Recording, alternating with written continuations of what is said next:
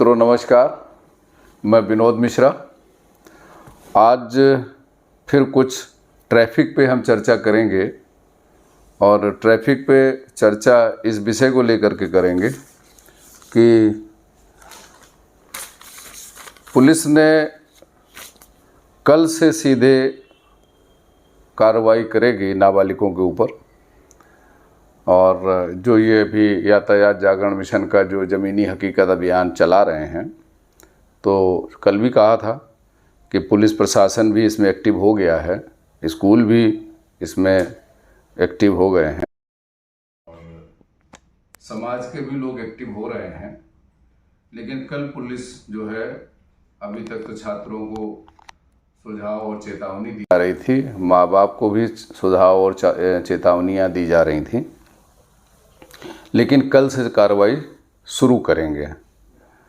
और थोड़ा आप लोगों को अब और सजग हो जाने की ज़रूरत है कि आप अपने बच्चों को कोई ऐसा काम न करने दें कि उनकी गाड़ी सीज की जाए या उनको परेशानी हो या आपको बुलाया जाए, आपको परेशानी हो। ऐसी कोई कार्रवाई मत करिएगा, क्योंकि सड़क के ऊपर सुरक्षा सबसे बड़ी चीज़ है, इसके अलावा और कुछ नहीं है। दूसरी बात ये कि कल सड़कों के ऊपर जो है, जो प्रशासन ने और मीडिया के लोगों ने पूरे सर्वेक्षण किया, जिसमें ये देखा कि सड़क के ऊपर अतिक्रमण बहुत सारा है और जिससे सड़कें सिकुड़ती चली जा रही हैं, जिसको अन्य अखबारों ने भी प्रमुखता से छापा है, जिसमें ये हम दिखाते हैं। इसको देखिए, इसको दिखाओ।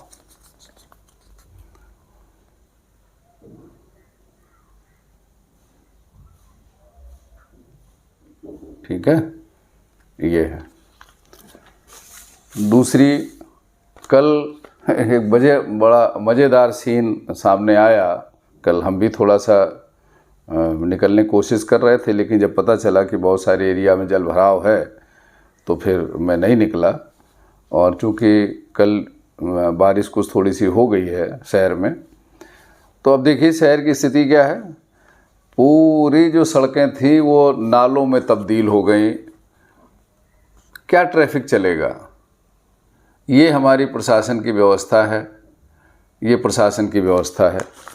क्या ट्रैफिक चलेगा? कैसे होगा? चारों तरफ जाम, बारिश के पानी से सारी सड़कें लबालब है। हमारा प्रशासन जो है खाली सैलरी लेता है और लोगों को परेशान करता है, लेकिन जो उसे काम करना चाहिए वो काम वो मुख्यतः नहीं करता है। नगर निगम हाउस टैक्स के पैसे लेने हैं, वाटर और सीवर के पैसे उसको लेने हैं, तरह तरह का सरकार से उसको बजट मिला करता है। और बड़े पार्षद और सबकी बड़ी बड़ी गाड़ियां हो गई हैं, सब बड़ी रंगबाजी से लोग रहा करते हैं, लेकिन शहर की देखभाल करने का जुम्मा इन्हीं के पास है, नगर निगम के पास है। और कोई भी डेवलपमेंट अथॉरिटी है, जैसे कानपुर में केडीए है, इनके पास है। लेकिन ज़्यादा पार्ट जो है वो नगर निगम के पास आता है। जल निगम भी इन्हीं के पास है, सीवर भी इन्हीं के पास है, ड्रेनेज सिस्टम भी इन्हीं के पास है।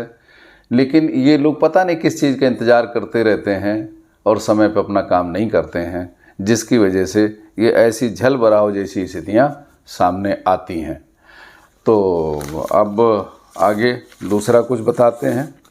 तीसरा, इसी कड़ी में कि कल जो है देखा गया कि सांडों ने बहुत सारे लोगों की जानें ले ली।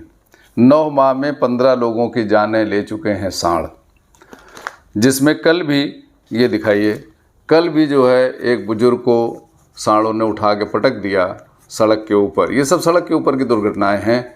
सड़क के ऊपर किन किन चीज़ों को ध्यान रखना है, सड़क को किन किन चीज़ों पे ध्यान रखना है आपको। सड़क पे आपको सांडों से भी बचना है, आपको दुर्घटना से भी बचना है, आपको जल भराव से भी बचना है, आपको ट्रैफिक नियमों का भी पालन करना है और अपने को बचाना है, सामने वाले को बचाना है।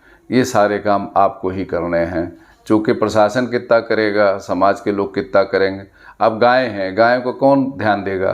शायद हमारे आपके बस में नहीं है, ये प्रशासन के ही बस में है और प्रशासन के लोग ही इसको कर पाएंगे तो होगा। लेकिन अब समस्या एक बात है कि इन गायों को, इन सांडों को जिन गौशालों में रखा जाता है, जहाँ पे व्यवस्था बनाई गई है कि उन गौशालों में इनको रखा जाए, सरकार जिसमें कुछ बजट देती है। हमने कई गौशालों में गए, वहाँ मैंने देखा कि ना तो उनके लिए छत है वहाँ पे, ना उनके लिए छांव है वहाँ पे, ना उनके लिए पीने की पानी की व्यवस्था है, ना उनके लिए भोजन की व्यवस्था है। भोजन की व्यवस्था कुछ इस प्रकार से गौशालों में करी जाती है कि एक ट्रैक्टर की ट्राली में थोड़ा सा चारा लेके गए, 1-2 जगह 3 जगह ढेरी लगा के गिरा दिया, उसमें जो ताकतवर जानवर होते हैं वो कमज़ोर जानवरों को कुचलते हुए, गिराते हुए उसमें जा कर के जूझ जाते हैं और वो खाना खा लेते हैं। वो जो कमज़ोर जानवर होते हैं उनको खाना नहीं मिलता है, लिहाजा कोई डॉक्टर नहीं है, कोई उनका इलाज नहीं है। ऐसी परिस्थितियों में, चूँकि वैसे तो हम हिंदुत्व का बिल्कुल एजेंडा लेके चलते हैं और हम नारा भी लगाते हैं, हर मंदिर में नारा लगता है कि गौ हत्या बंद हो, गौओं की रक्षा करी जाए, वगैरह वगैरह वगैरह। लेकिन हालात ये बने हुए हैं कि जिनके जुम्मे ये चीज़ करी गई है कि, लेकिन वो लोग इसका काम नहीं करते हैं। चूँकि जो गाय का जो पैसा है, गाय के जो भोजन का पैसा है, जो उसका बजट है, वो लोग स्वयं ही खा जाते हैं। क्योंकि उनके पेट इतने बड़े हैं कि गाय का और सांडों का पेट कैसे भरेंगे, पहले उनका तो भरे। अब उतना सब कुछ खाने के बाद उनका पेट खाली का खाली रहता है, फिर उसी में लगे रहते हैं। और वो धार्मिक बहुत हैं, वो लोग बहुत धार्मिक लोग होते हैं, उनसे कभी चर्चाएं होती हैं तो बड़ी बड़ी बातें करते हैं। हम तो गौशाला चलाते हैं, हम गाँवों की देखभाल बहुत अच्छे ढंग से करते हैं, लेकिन सत्यता कहीं और है। बातें कुछ होती हैं, ज़मीनी हकीकत कुछ होती है। तो हम तो इसीलिए ज़मीनी हकीकत की बात करते हैं, हम हवाई बात करना पसंद नहीं करते हैं और उसका कोई फ़ायदा भी नहीं है। चलिए अब आगे किसी दूसरी खबर पर बढ़ते हैं। आगे बढ़ते हैं। आजकल आप लोगों को बहुत होशियार सजग रहने की ज़रूरत है। आपके पास तरह तरह के फ़ोन आ सकते हैं। कोई सीबीआई का इंस्पेक्टर बन के फ़ोन कर सकता है, कोई ईडी से फ़ोन कर सकता है, कोई कहीं से फ़ोन कर सकता है और वो तुमको डराने की कोशिश करेंगे। उसके पीछे ये सब ऑनलाइन ठगी के गिरोह हैं। कल बहुत सारे लोग कल अरेस्ट हुए हैं और ये कहते हुए कि मैं सीबीआई इंस्पेक्टर बोल रहा हूँ, जिसमें बहुत सारे लोग जो है 9 सदस्य जो है वो गिरफ़्तार हुए हैं। ज़रा ये कर के ये भी ज़रा दिखा दिया जाए ताकि शहर के लोग जो है, शहर के लोग होशियार रहें। और मैं लोगों से कहता हूँ कि लोगों की जो लोगों की ऐसी फ़ोन कॉल आती है, उसके किसी प्रकार की घबराने की, डरने की कोई आवश्यकता नहीं है और होशियार रहने की ज़रूरत है। और यहाँ तक कि अजीब अजीब सी घटनाएं होती रहती हैं। अब ये देखिए, एक वृद्धा जो है वो थाने पहुँची और वो खुद कह रही है, प्रशासन भी अजीब अजीब काम करता है, वो खुद कह रही है कि मैं भी ज़िंदा हूँ। कैसे कभी हास्यास्पद बहुत सारी घटनाएं आती हैं कि लोगों को ये आज बताना पड़ रहा है कि मैं ज़िंदा हूँ। अब बात कर लेते हैं थोड़ा सा बांग्लादेश पे और दूसरे देशों पे भी। बांग्लादेश की स्थिति ये हो गई है कि वहाँ पर सुप्रीम कोर्ट के जज और करीब 9-10 अन्य जजों को ज़बरदस्ती वहाँ की जनता ने इस्तीफ़ा दिला दिया और वो सब ज़बरदस्ती घेर करके, एक ये भी खबर जागरण ने छापी है इसको, तो इसको भी दिखा दो कि हालात ऐसे देशों को हो जाएंगे, ये विश्व के समस्त देशों को और ख़ासकर भारत देश को बहुत इससे सबक लेने की ज़रूरत है। और हमारे देश में आज भी ऐसी स्थितियां पैदा हैं कि शेख हसीना भाग करके पूरी दुनिया उनको अपने यहाँ रुकने की जगह नहीं दे रही, लेकिन भारत अभी भी उनको अपने यहाँ शरण दिए हुए है, वो यहाँ हैं। ये हमारे जो पड़ोसी देश हैं उनके लिए गलत संदेश है।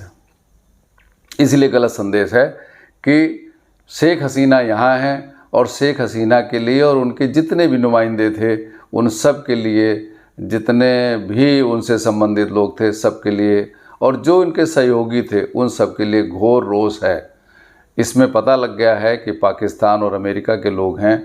चूँकि भारत की स्थिति ये है कि भारत का कभी रूस बहुत अच्छा दोस्त हुआ करता था, आज की स्थिति में रूस बहुत अच्छा दोस्त नहीं है। वो ठीक है, डीजल पेट्रोल क्रूड ऑयल इनको बेच रहा है, ये ले रहे हैं, लेकिन अमेरिका उसको अच्छा नहीं मान रहा है। और अमेरिका भी कहीं न कहीं अंदर खाने भारत की इस गतिविधि से वो नाराज़ है। तो इसलिए भारत के जो हमारे प्रधानमंत्री हैं, राष्ट्रपति हैं और भी जो नेता हैं, उनको ये समझना चाहिए कि इनको जितनी जल्दी हो सके उतनी जल्दी इनको इस देश से बाहर उनको जाना चाहिए, शेख हसीना को निकालना चाहिए, ताकि वो किसी दूसरे देश में जाएं, तो जो भी हो वो अपनी व्यवस्था को वो देखें। हमें इस लड़ाई में बीच में ज़्यादा पड़ने की आवश्यकता नहीं है, ऐसा मैं सोचता हूँ। तो अब ये देखिए, दूसरी चीज़ है कि ब्राज़ील में देखिए एक एक्सीडेंट हुआ है जिसमें 61 लोगों की मौत हो गई है। ठीक है, एक हवाई जहाज़ दुर्घटना हुई है ब्राज़ील में। ये सब बड़ी दुखद घटनाएं हैं, ऐसा नहीं होना चाहिए। अब इसमें भी ये है कि जहाज़ की दुर्घटना ऐसे तो नहीं हो गई, इसके पीछे ज़रूर इसकी जो है रख रखाव में, देख रेख में, चूँकि पैसेंजर का काम है बैठना जहाज़ में, टिकट लिया उसको बैठ जाना है, ठीक है। लेकिन जिनका जहाज़ है और जो जहाज़ को मेंटेनेंस करने वाली एजेंसियां हैं, ये उनका दायित्व है कि उनके एक एक कलपुर्जे को, एक एक चीज़ों का बहुत बारीकी से उसका निरीक्षण और परीक्षण करें, ताकि जहाज़ में कोई ऐसी दिक्कत ना आने पाए। लेकिन प्रायः ऐसा होता नहीं। जहाज़ आया, लैंड किया, लैंड करने के बाद वो पैसेंजर उतरे, दोबारा फिर उसको लगा दिया गया प्लेटफॉर्म पे और उसमें पैसेंजर बैठे और लेके उड़ गया। चूँकि उसकी चेकिंग देखभाल नहीं करी गई, कहाँ कौन सा बोल्ट गिर गया, कहाँ क्या हो गया, कहाँ क्या रह गया, कहाँ क्या हुआ, वो देखभाल नहीं होती है। देखभाल जब होती है जब उसकी आपात स्थिति हो जाती है, या एक उसका समय आ जाता है कि अच्छा इतने घंटे की उड़ान हो चुकी है, अब इसको हैंगर में ले जा करके इसका जो भी है देखभाल इसकी करनी चाहिए। तो उसकी PDI होती है, उसके नट बोल्ट चेक कर लो, ये कर लो, लेकिन बहुत प्रमुखता से कि जो पार्ट घिस गए हैं, जो पार्ट ऐसी स्थिति में आ गए हैं, उनको हटा दिया जाए, समय से पहले हटा दिया जाए। ऐसा होता नहीं है, जिस वजह से ऐसे विमान दुर्घटनाएं होती हैं जिसमें हम सब लोग शिकार होते हैं इसके। तो मेरा कहने का मतलब है कि आप लोग भी, सब लोग जागरूक रहिए। और यातायात जागरण मिशन का मतलब ये है, ज़मीनी हकीकत का मतलब ये है कि आप इन सब चीज़ों के जानकार बने, इन सब चीज़ों को समझें। किसी भी वाहन में यात्रा करने से पहले उसकी, आपकी अपनी है तब तो ठीक है, उसकी जांच पड़ताल आपके पास तो होगी और होनी भी चाहिए। कई बार यहाँ पर लोग यही करते हैं कि चलो ठीक है, बाद में ठीक करा लेंगे, अभी चलो, लेकिन वो ठीक होना चाहिए। और जब आप किसी विमान में बैठते हो, कुछ तो उनसे कहो भैया इसका फिटनेस सर्टिफिकेट कहाँ, फिटनेस सर्टिफिकेट हमको दीजिए, दिखाइए जहाज़ तुम्हारा फिट है कि नहीं फिट है उड़ान भरने के लिए। लेकिन प्रायः ऐसा लोग करते नहीं हैं। और जिसमें जो महत्वपूर्ण लोग जहाज़ में यात्रा करते हैं और जहाज़ क्रैश हो जाता है, गिर जाता है, उसमें वो सारे लोग मारे जाते हैं। ये जो है किसी भी देश दुनिया के लिए बहुत नुकसान का विषय है। इसी के साथ इस वीडियो को ही समाप्त करते हैं। हाँ, एक चीज़ और कहना है कि भाई हमारे चैनल को लाइक, शेयर, सब्सक्राइब और कमेंट ज़रूर करते रहिए। अभी उतना हमको नहीं मिल पा रहा है जितना मैं उम्मीद करता हूँ, ना उतना मिले तो उसका कम से कम आधा तो मिले। तो आप लोग वीडियो देखते हैं तो एक सब्सक्राइब भी कर दिया करिए, कुछ कमेंट लिख दिया करिए, तो हो सकता है हमारे में कुछ और सुधार आ जाए, कुछ और मैं नई चीज़ करने की कोशिश करूं। इसी के साथ नमस्कार।